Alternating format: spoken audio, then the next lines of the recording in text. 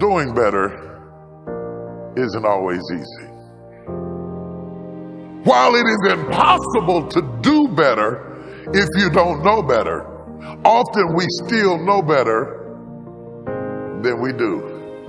But the problem is you just can't bring yourself to change course because of all the people that it would hurt for you to change. And how long will you make those people more important than your destiny? Well, the most important thing is self-esteem. The people that we read about, the people that we admire, Elon Musk's, the Steve Jobs, the Warren Buffetts, etc., all have one thing in common. They have extremely high self-esteem. The truth is, you will never win in life by being someone you are not. You cannot ever live the life of your dreams by settling for someone else's idea of what you should be doing with your life. You will never, ever be happy if you change who you are to fit in with others. Until you accept and embrace who you are destined to live a life at only a mere fraction of your potential. It is simply impossible to be genuinely happy when you are not genuinely yourself. You must be yourself if you want to experience your true purpose in life. Do you understand yourself and what you're trying to achieve? Are you in a place where you actually started the process of not worrying about what your parents or your friends or your spouse thinks about you? 87% of everybody that walks the face of the earth, 7.65 billion people, are unhappy. Don't you understand? Don't you get it? You think Elon Musk wants to fit in? We know the answer is no, right? You want to fit in because you had poor role models at home. Most everybody in this room is a pleaser. You've been trained, keep your head down, don't embarrass yourself, don't embarrass the family, don't say things that may not happen. And I do just the opposite. I tell you to set goals beyond your lifetime. I tell you to set goals as soon as humanly possible. If you want to change, don't expect your life to stay the same. Expect it to get harder. Expect it to actually get really, really tough. Tougher than you can even imagine right now. And this is where you can move past the boundaries that used to hold you back. Used to hold you by the neck. Now you can move towards the fulfillment that's your future. And this, you see, this is where you can finally feel the satisfaction of your work. This is when you finally get to feel that success. Now is the time for you to step up, stand out, and become the person you need to become. Your future is in your hands, and this is what sets your life up to be worth the potential that you deserve. Your power is and always has been the thing that's going to take you towards the life that you have earned.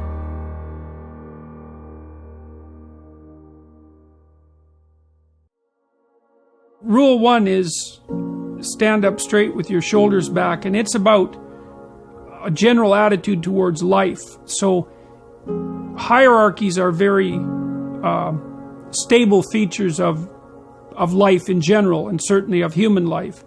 And wherever you have any system of values, you have a hierarchy, because a system of values implies that one thing is better than another.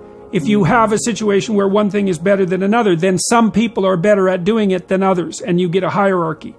To stand up straight with your shoulders back is a literal injunction, but also a metaphorical injunction, because what you do when you stand up like that is you kind of expose the vulnerable surfaces of your body. It's an act of courage. It's an act of taking on the voluntary responsibility of contending with hierarchical organization and uncertainty. And it's a good physical manifestation of the moral courage that's necessary to live life properly. And it's something that leaders naturally embody. And that's true not only of human beings, by the way, it's also true of animals all the way down the biological chain. So the more successful creatures, let's say, are also those who comport themselves in an upright manner. And, even in our common language, to be upright is not only something that we think about physically, but also morally, right? To be an upright person is to tell the truth and to act forthrightly and to do what you say you're going to do and all of those things. So that's all of a piece. And so that's rule 1. Rule 2, which is treat yourself like you're someone responsible for helping. That's an extension of rule 1 in some sense. The idea would be that, people are often ashamed and embarrassed and anxious because of their insufficiencies and failures and the incomplete nature of their characters and all the things they don't know and all of that. And so it's useful to develop and practice an ethic of detached self-regard. Like, it's not narcissism, it's not self-esteem, it's not grandiosity, it's none of that. It's just the clear realization that as other people have value and as it's necessary to treat them that way if you want anything in your relationships whatsoever to go right, so it's also necessary to develop that attitude towards yourself, despite the knowledge you have of all your inadequacies. And that's a really good thing to practice, because it requires practice, both the detachment and then that ethic of care. So, and then rule 7, which is do what is meaningful rather than what is expedient, that speaks to at what level of analysis you should be operating when you're deciding how to act. You want to act in accordance with your highest values. Now that means you have to figure out what those values are. If you act in accordance with your highest values, sometimes that makes your day-to-day operations difficult because you have to confront unpleasant truths. You have to discuss things that you'd rather avoid. It would be easier to act to decrease conflict in the moment. But it's a very bad medium to long-term strategy. You have to engage in a certain amount of conflict, moment to moment, if you're going to say and do the things that are necessary in order to set things right in the medium to long term and for an increasingly large number of people. And that's also another guide to leadership, I would say. Nobody's journey is seamless or smooth. We all stumble, we all have setbacks.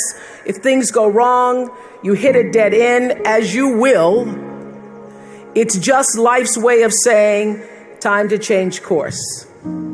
So ask every failure. This is what I do. Every failure, every crisis, every difficult time, I say, what is this here to teach me? And as soon as you get the lesson, you get to move on. If you really get the lesson, you pass and you don't have to repeat the class. If you don't get the lesson, it shows up wearing another pair of pants or skirt to give you some remedial work. And what I found is that difficulties come when you don't pay attention to life's whisper, because life always whispers to you first. And if you ignore the whisper, sooner or later, you'll get a scream. Whatever you resist persists, but if you ask the right question, not why is this happening, but what is this here to teach me? What is this here to teach me? It puts you in the place and space to get the lesson you need. My friend Eckhart Tolle, who's written this wonderful book called A New Earth, it's all about letting the awareness of who you are stimulate everything that you do. He puts it like this. He says, don't react against a bad situation, merge with that situation instead, and the solution will arise from the challenge. Because surrendering yourself doesn't mean giving up, it means acting with responsibility. Okay, many of you know that, as President Hennessy said, I started this school in Africa. And I founded the school where I'm trying to give South African girls a shot at a future like yours, Stanford. And I spent 5 years making sure that school would be as beautiful as the students. I wanted every girl to feel her worth reflected in her surroundings. So I checked every blueprint, I picked every pillow, I was looking at the grout in between the bricks, I knew every thread count of the sheets, I chose every girl from the villages, from 9 provinces, and yet last fall I was faced with a crisis I'd never anticipated. I was told that one of the dorm matrons was suspected of sexual abuse. Well, that was, as you can imagine, devastating news. First I cried, actually I sobbed for about a half an hour, and then I said, let's get to it. That's all you get, is a half an hour. You need to focus on the now, what you need to do now. So I contacted a child trauma specialist. I put together a team of investigators. I made sure the girls had counseling and support. And Gail and I got on a plane and flew to South Africa. And the whole time I kept asking that question, what is this here to teach me? And as difficult as that experience has been, I got a lot of lessons. I understand now the mistakes I made because I had been paying attention to all of the wrong things. I built that school from the outside in, when what really mattered was the inside out. So it's a lesson that applies to all of our lives as a whole. What matters most is what's inside. What matters most is the sense of integrity, of quality, and beauty. I got that lesson. And what I know is that the girls came away with something too. They've emerged from this more resilient and knowing that their voices have power. It's all in the mind. Excuses sound best to the people that's making them up. You got every excuse in the world because you have convinced yourself that everything is wrong, everything is negative, and nothing will change. And guess what? It won't change. Change your mind, and it will change your life. It's bloody hard to be a high-performance person. Being a high-performance person is a full-time job. I'm like this 24/7, 365, and I've been like this for the better part of 50 years. I'm always like this. I'm always pushing the edge of the envelope. Within every uncertainty, there is hidden possibility. So I don't dread any challenge that lies ahead because I remember all the victories behind. And my confidence is not in my circumstance. The Spirit of God is my supply. I'm steady under pressure and I'm ready for whatever, because whatever comes my way today, the outcome is I overcome. Most people procrastinate because they're unsure, so just do it. Efficiency, accountability. If you want $1 million, you'll make $1 million. Service and the significance that you bring to your service is that which is lasting. Here's the key. Learn from every mistake. The real truth is that service and significance equals success.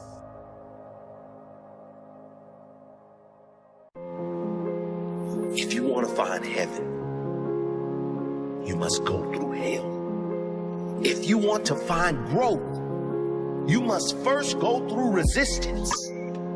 Go through pain. You have to go through hell to get the results. Go through hell to get to your heaven. I cannot grow without pain. I will not grow without pain. Pain is my friend. Pain is my gift from the gods of growth. Pain is my employee. I order him to give me more. He isn't working hard enough. He must give me more in order for me to grow.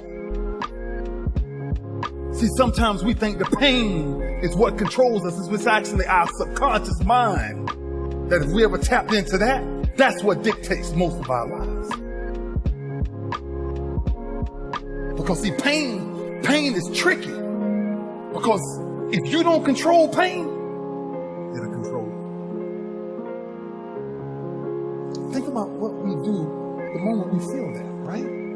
It's back to the two sides of faith, the two sides of pain. See, at that point, I feel like a victim. When you fall down. What makes your mentality change if there's a great situation or there's a bad situation? How do you dictate that based off the level of pain? Because I think that's where we're getting in trouble at. So when I started cycling, when I started going to see these doctors, I realized that I turned my greatest pain into my greatest achievement. but sometimes your greatest pain, it ain't even about you. It's about a greater purpose. I believe it.